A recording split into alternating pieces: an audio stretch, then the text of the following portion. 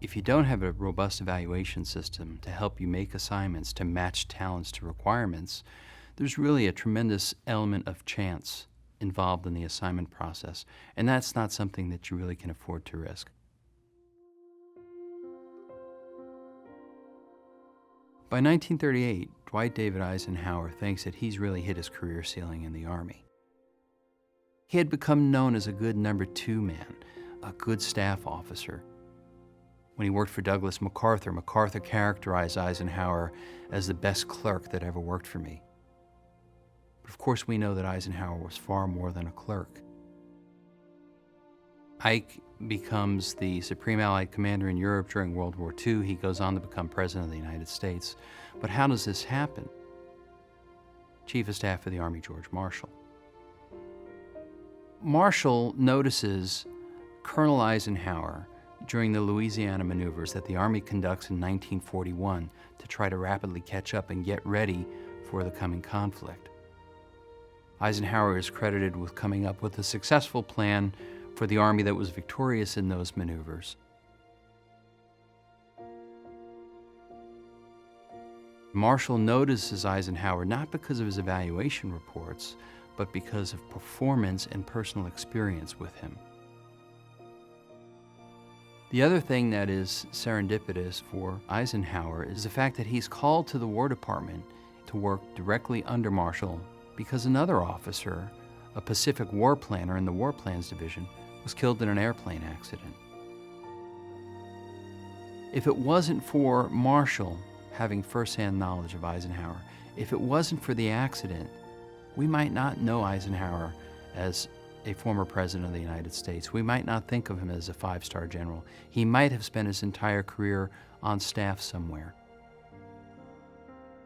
When you look at that sequence of events, it's shot through with chance. The luck, the chance that intersected with talent management is what we're trying to eliminate. We don't want right man in the right place at the right time to be an exception. We want the right man or woman in the right place at the right time to be the rule, and an evaluation system is a critical component of that, one that works. Organizations try to shape their talent by screening, vetting, culling. That means they want to screen the initial pool of applicants, they want to vet them, allow them to sort of compete against each other and reorder themselves, and then they want to cull or remove the bottom of that distribution. You can't do any of those steps unless you've got a really strong evaluation system in place. So we're going to need mechanisms to differentiate who's good at what, where can their talents best be put to work, who perhaps shouldn't be part of this organization, that they don't have the right talent matches. And so evaluation's key, and then evaluation is probably something that changes based on what you're doing. We can see a hollow evaluation system throughout all components of our officer career model. Take, for example, the session component.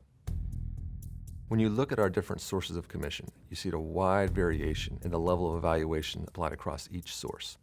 Take, for example, West Point and ROTC. These officers go through 4 years of evaluations before they're commissioned. On the other end of the spectrum, we have Officer Candidate School with the enlistment option. Many of these officers are commissioned with only months of evaluations.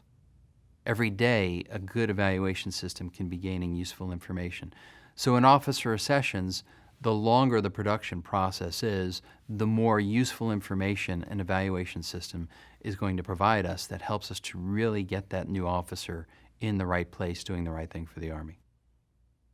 When we think about symptoms of a hollow evaluation system in the develop component, we can see these very high completion rates in our standard development and training courses for officers.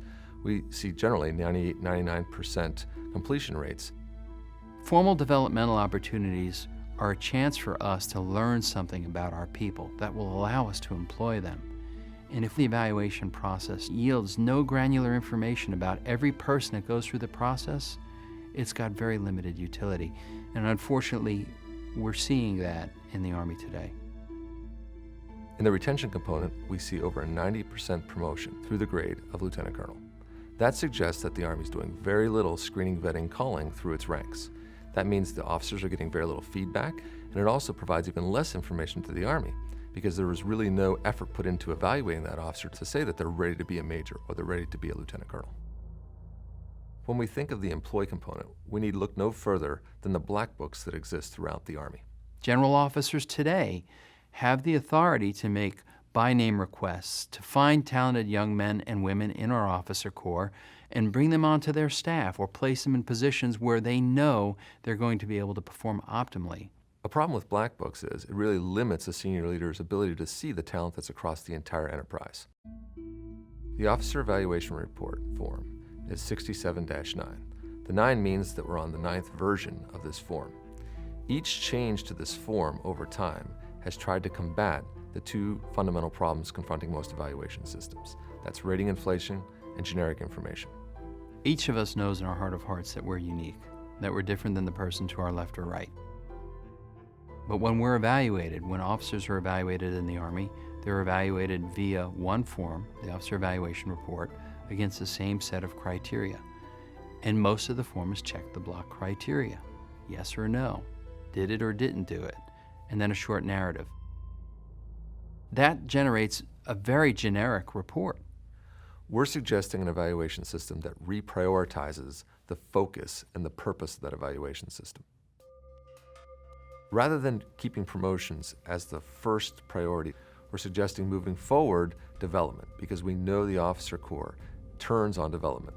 We also need to be able to credential our officers. And finally, talent matching. We want to make sure we're evaluating an officer to know what can they do in the future. If we're going to have as many career paths as we have people in the Army so that we can liberate their talents, we need an evaluation system that's tied directly to that, that's capturing those talents, that is a predictive tool that helps us to employ them in the right place at the right time, that provides them feedback that fosters their development in the areas where they're strong and helps them to redress areas where they might need some work. That is the key to really becoming talent managers, to getting a high return on investment from your officer corps.